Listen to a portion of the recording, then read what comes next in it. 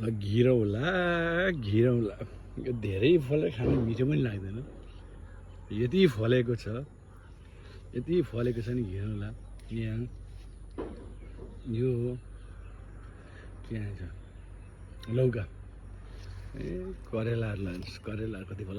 यसरी राम्रो तरिकाले जुन फलिरहेको छ यसको मेन कारण के भन्दाखेरि चाहिँ यो कम्पोस्ट मल यो पुरै अर्ग्यानिक छ यो भैँसीको गोबरबाट बन्छ साथीहरूलाई थाहा नहुन सक्छ यसो मजाले ल सरारा यो टमाटरहरू पनि रहेछ पहिला टक्लारी करेला मजाले यता पनि छ यता लुकी लुकी फलिरहेको हुन्छ कि यो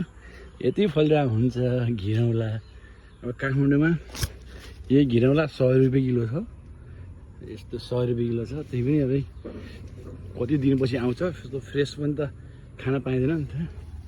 कति दिनपछि आउँछ ल पछि करेला घिरौला कसरी फल्छ घिरौला घिरौला